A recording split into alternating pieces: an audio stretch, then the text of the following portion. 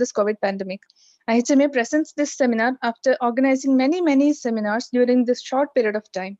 It's very important for all the group members to change their names and include the respective roll numbers allotted to them along with their names so that all of you may be admitted on time without any delay. In order to watch the recording session, the instructions will be put up in the WhatsApp group once the recording is ready. In case of any query, the group members may approach myself, Dr. Deepu, and Dr. Wimble. Let us begin the session with a small prayer. Dear God, we come to you this hour asking for your blessing and help as we are gathered together. We pray for your guidance in the matters at hand and ask that you would clearly show us how to conduct our work with a spirit of joy and enthusiasm.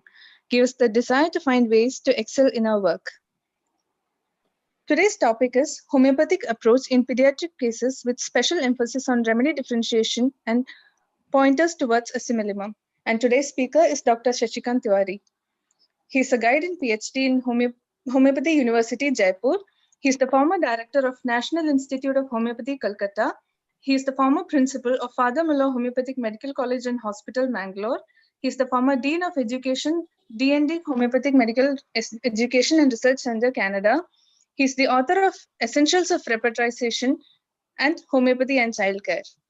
I welcome you, sir, to today's session. Thank you very much. Should I speak now? Yes, sir, please continue. Okay. So I welcome all the members of IHMA. I know it's a very nice organization conducting a lot of webinars. I'm proud to say that I'm also a life member of this organization. So to begin with, I must convey my greetings to all the members for this new year.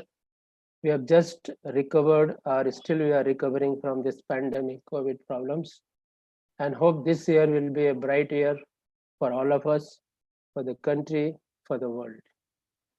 Today the topic is pediatric problems and how do we take care through homeopathy, and how our medicines are having such a dynamic features of the children which we come across in day-to-day practice. So welcome to this session.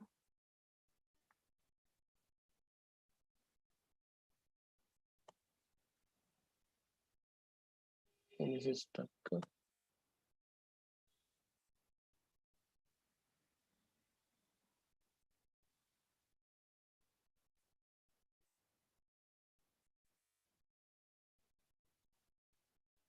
Okay, so we begin with the scope of homeopathy.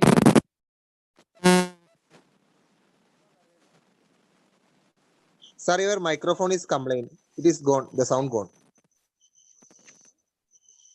Now it's not audible. Hello. Is it okay? It is okay now, sir. Yeah. First of all, I will discuss the scope of homeopathy in pediatric and the challenges what we face in our practice. The first challenge what I come across, and I am sure all of you must be coming across, is the child has only one language, and that is cry. He doesn't know your language, he doesn't know any of the national, international or provincial languages. We have to have meaning of this cry, and this cry has a lot of meaning. This cry can be understood by the mother, by experienced physician, and by the person who are very close to the baby.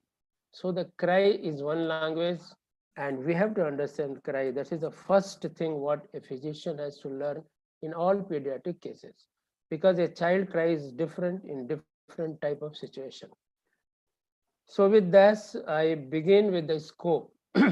Now see, our scope in homeopathy begins very early when the child is in womb. So we can help the child to grow in the womb. We also can solve the problem when there are problems inside the womb as a growing child. Then during the delivery, we can help. After the delivery, we can help. Growing time, we can help. And in the teenage problem also we can help. Because now pediatric scope is from birth till 18, 19 years of age. So we have a big scope, and this is a growing time, this is a formation time, this is a foundation time. The whole human being depends on this generation. So we have a moral duty to take care of these people who are growing and come across different problems, physical as well as mental problems. So what are the scopes we have in intrauterine life? First is proper antenatal care and constitutional homeopathic treatment are important in the right development of child. Second thing is congenital anomalies can be treated in intrauterine life. I had a big thought on this point earlier also. I was thinking how congenital anomalies can be dealt by homeopathic treatment in intrauterine life because that's a malformation, that's chromosomic disorder, or there are a lot of problems which is not very easy to solve, and that people are developing, intrauterine some surgery, some kind of chromosome engineering. Then also they are thinking it's very difficult to deal with the congenital anomalies inside the womb. How homeopathic medicine can help? Do they help, or we have only theoretical things? That will come to see in our further discussion. Then comes during delivery. During delivery, what we can do is neonatal care, dentitional problems, during after delivery. And growing child also. Growing child come across with a lot of problems.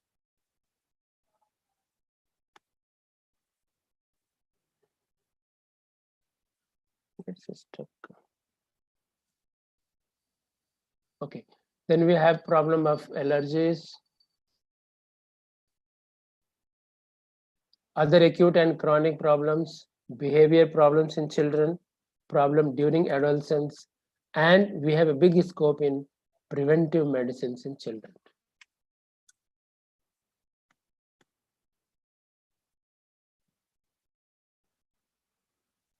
I think it's getting stuck. Okay, what are references we have in our materia medica and repertory literature about pediatric things? What are our resources to deal with such problems? So to begin with, we have references in almost all materia medica, from materia medica pura onwards. Even the first repertory, which was published in 1832, there are rubrics related to children. Subsequently, all successive repertories mention about complaints and rubrics related to children. First time in Boger, like BBCR, provides infant rubric with lot of number of sub-rubrics, which are very, very important rubrics.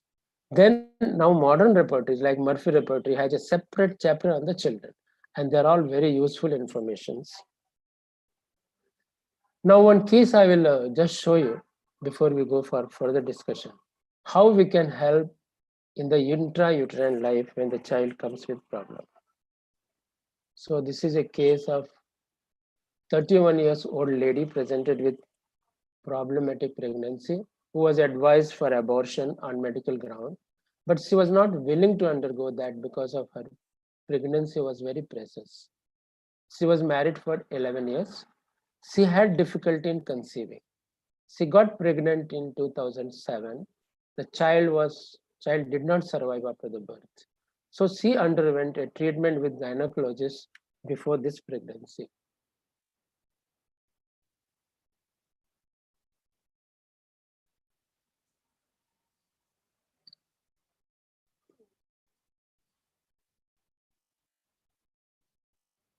I think I'm facing this problem.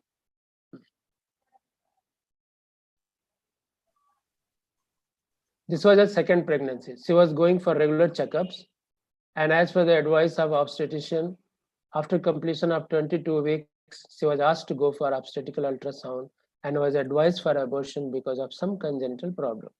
She was warned that abortion should be done within 15 to 21 days.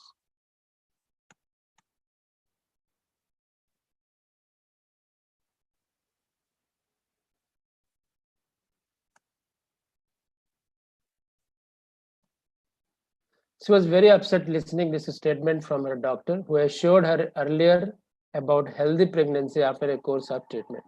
She was not prepared to go for abortion and wanted to continue at the cost for her life. On advice of her friend, she sought for homeopathy treatment at last resource. And this was the report which she came with. You can just go through intrauterine pregnancy with single live fetus, uterine fibroid in the interior wall, minimal scalp edema, pericardial effusion with a small VSD, bilateral clubfoot deformity. So because of this VSD clubfoot deformity, she was advised for operation. Abortion.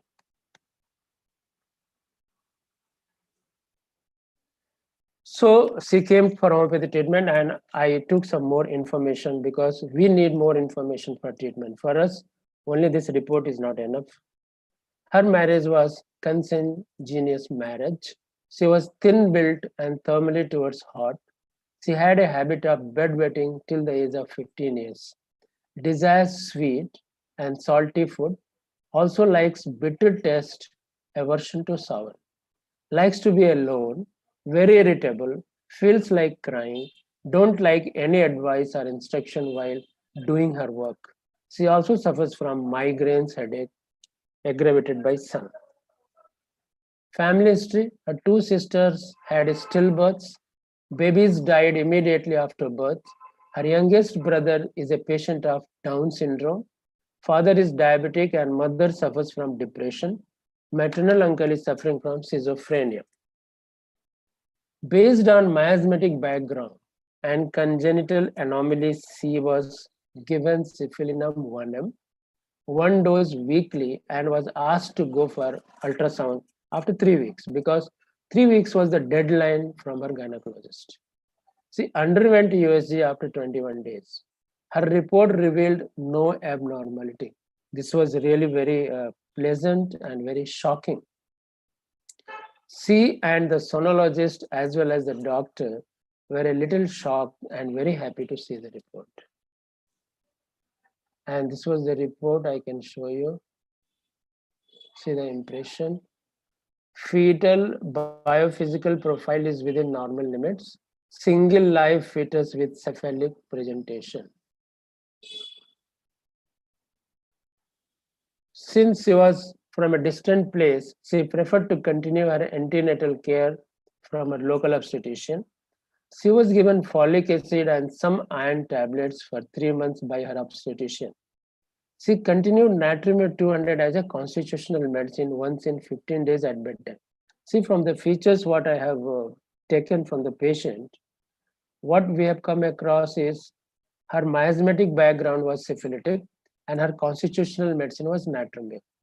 So natrium we continued throughout the pregnancy once in 15 days.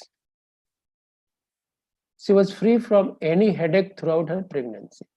She had a slow and prolonged labor pain for which her doctor suggested to wait for 12 hours.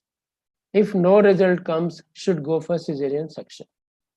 Obstetrician also suggested her to seek advice from homeopathic doctor because she knew the history. She was advised to take Colophylum 30 over the phone, and after 24 hours of medication, she had a normal labor and delivered a healthy baby. So what we learned from here is we can treat even congenital anomalies, problems inside the uterus with our constitutional and miasmatic remedies. What we can do in antenatal care: mother should be given constitutional and anti-miasmatic medicine once a month. See, this can be given even if there are no problems, just to promote healthy and growing good health baby. Morning sickness also we can treat with the medicines like Symphoricarpus, Ipecac, Sulfur, Sepia, Pulsatilla, as per indication. Also, I have noticed one experience which I can share with you. Gelsemium 200 can be given at the beginning of labor pain. So when a lady is going for hospital just for delivery, you can just give Gelsemium 200 one dose and see. Most of the time they come down with the normal labor. During delivery, any indicated medicines, pulsatilla, sinicifera, cauliflorum, Cicalcar, can be given as per indication. For newborn, also, now see the two scopes we have discussed, intrauterine life and just after delivery. Newborn baby, we can, this is a very, very important medicine